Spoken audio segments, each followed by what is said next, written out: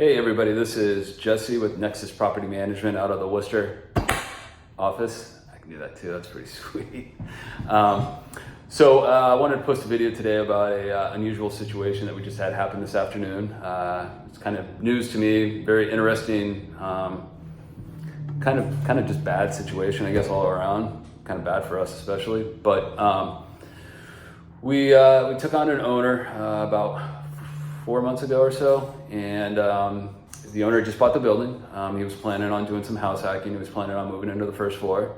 The seller had a execution actually in place for a move out on that first floor. There were some issues with that tenant prior to the new owner, and the new owner wanted to wrap up the deal, wanted to get the building, didn't really want to wait for the execution to be fully processed, and basically created a handshake agreement with the tenant that that the tenant would move out in 1 to 2 months.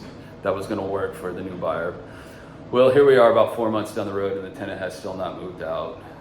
The owner reached out to the seller's attorney who created the original execution for the move out, and they worked together on having the execution for the move out amended into his name. They had the amended execution actually served by a constable, and the tenant filed for a motion for a extended use and occupancy. They actually had the hearing this morning, and the owner actually just called me to inform me that due to the fact that the owner had hired a property management company, Nexus, to manage the building, and the way that we were providing our receipts actually created a new tenancy, because we were sending receipts for rent paid and not for use and occupancy paid. So I honestly can't make these things up. This is straight from the horse's mouth. So unfortunately, this is kind of a bad situation for the owner.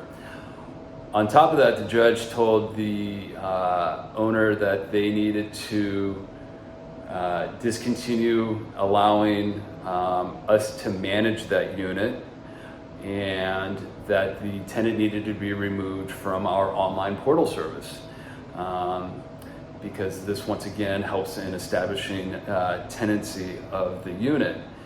The judge did say that they would work with the owner, and they established a new use and occupancy time period of approximately 3 months, at which point the tenant is supposed to move out at that point in time, by that point in time I should say. And if they're not, the judge did say that the owner could at that point in time file for a new execution for a move out.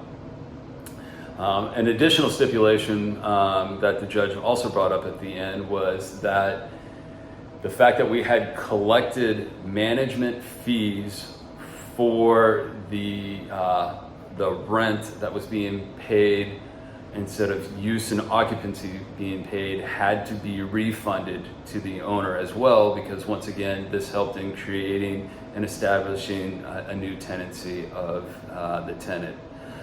So as bizarre as this might sound, it is all true, and like I said, I couldn't make this stuff up. So just a very unusual, kind of sad situation.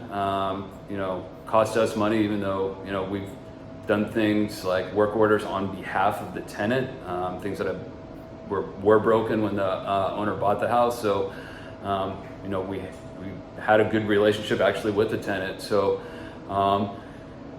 it's unfortunate that the court is requiring the tenant to more or less fire us on 1 unit of the 3-unit building, and even issue refunds. I kind of feel like that's almost out of their jurisdiction, but it's a real good owner. We really want to work with him.